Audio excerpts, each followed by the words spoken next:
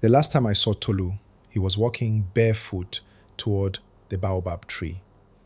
He wasn't blinking. He wasn't talking. He just kept walking straight into the bush as if something was calling him. We searched for days, but we only found one thing: a fresh face carved into the bark of the baobab. It looked exactly like Tolu, and the eyes were bleeding. My name is Dayo.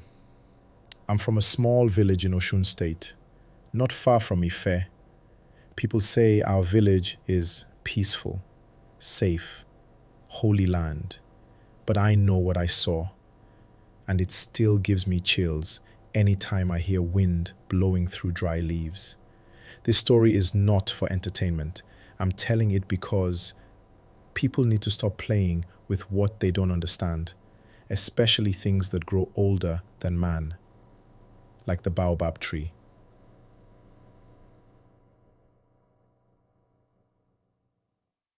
Let me start from the beginning. At the edge of our village, there's a tree, a massive, twisted, ancient baobab with roots that look like the legs of an elephant and a trunk so wide, 3 people can't hug it fully.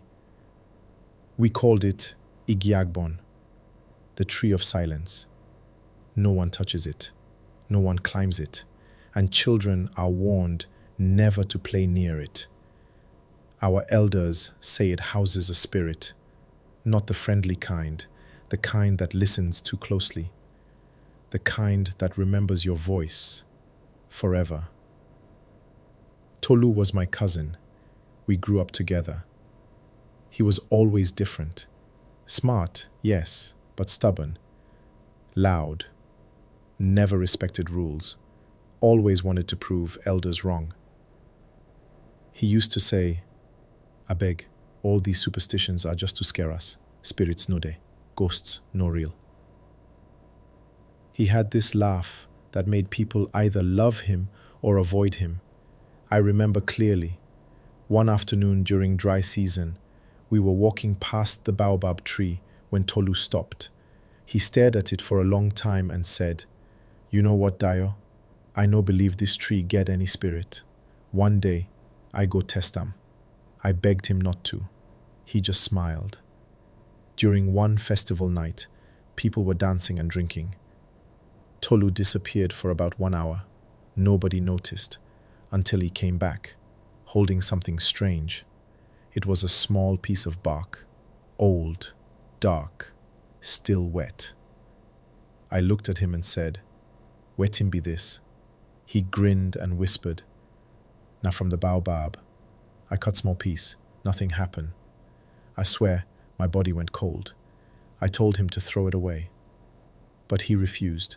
He even tied it around his wrist with red thread.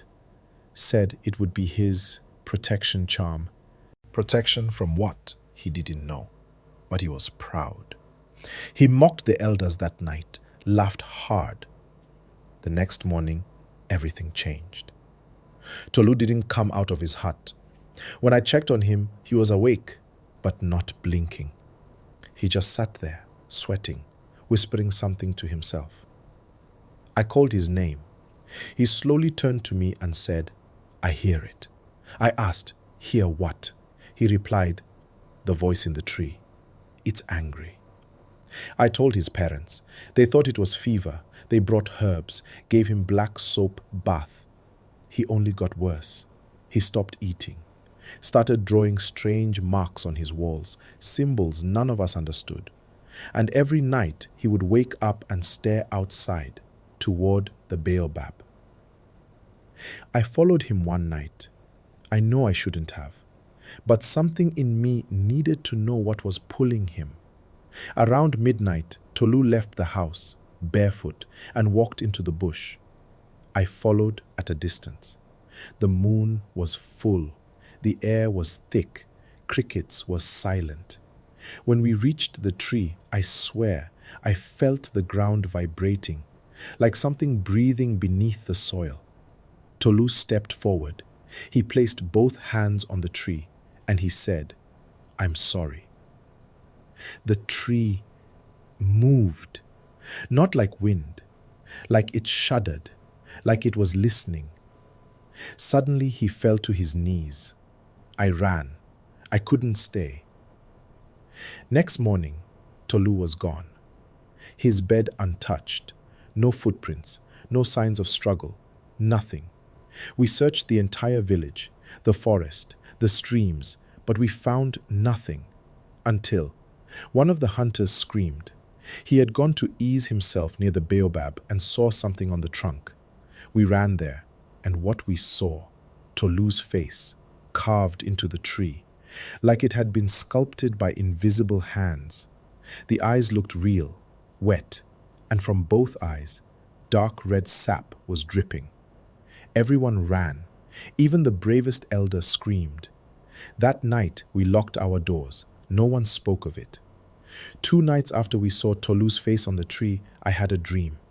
In the dream, I was standing in front of the Baobab, but the tree was even taller, reaching the sky like a giant. The ground was soft, like wet flesh, and I heard something breathing under it, loud, slow, deep. Then I saw Tolu, but it wasn't really him. His face was twisted, like wood. His eyes were dark holes. He walked up to me and said, "He's not done. He wants more. He wants you too." Then something pulled him down, fast. Like a hand from the ground grabbed his legs. Sassed. I woke up gasping. My mat was soaked with sweat. That morning, I told my mother. She didn't say I made up my mind to leave.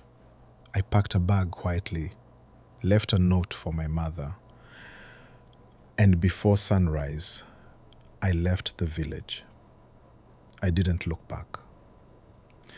I walked for 7 hours to the next town.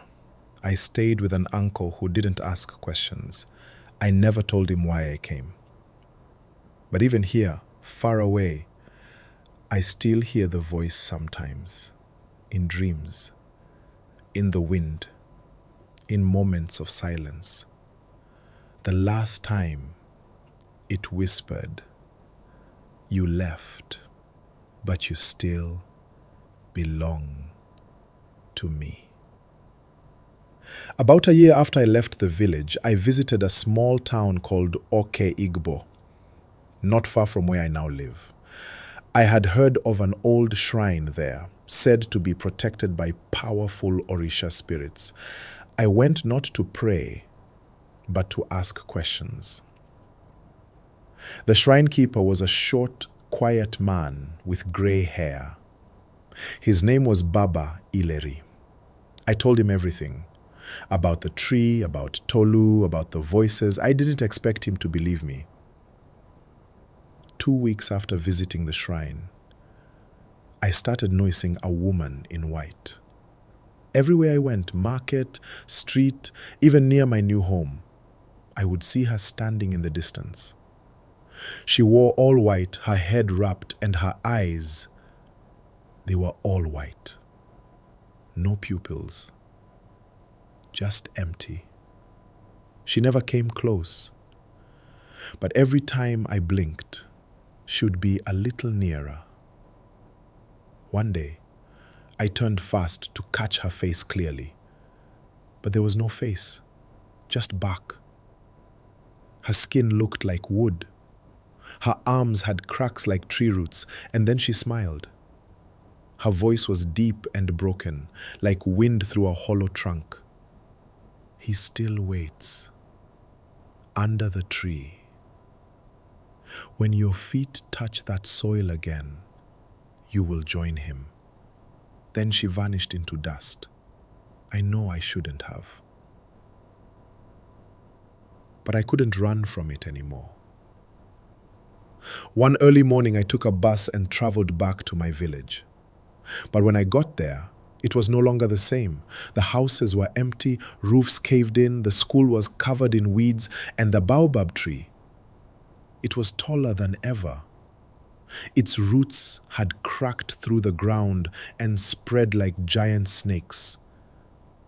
The bark was covered with faces, dozens, maybe more. Some crying, some smiling, some wide-eyed in terror. But one face was missing. Mine. As I stared, the wind whispered,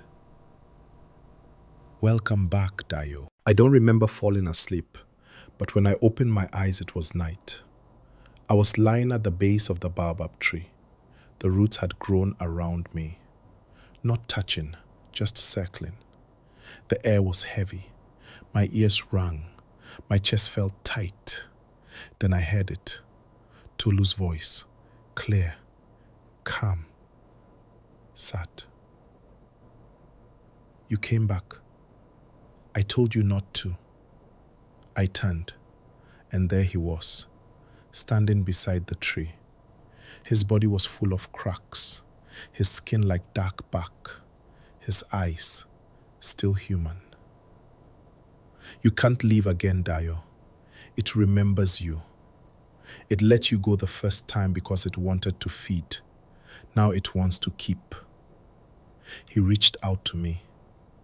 I stood up and ran like I was on fire. As I ran, the ground under me felt soft, like something breathing below, but I didn't stop. I didn't look back, not until I reached the road again. It's been 6 years now. I haven't gone back to the village. I hear people left after more children went missing. The tree kept growing, they said, taller, wider. Faces still appear on it, they say, some that no one even recognizes. It doesn't matter what people believe. Spirits don't need belief. They only need attention. And someone always gives it, especially the curious ones, especially the ones who don't listen, like Tolu. If you ever walk through the forest of Oshun and you come across a tall baobab tree with thick roots and smooth bark, don't touch it, don't speak, don't stare. And if you hear your name being called, run. Don't answer. Don't look back, because it means the tree has already seen you.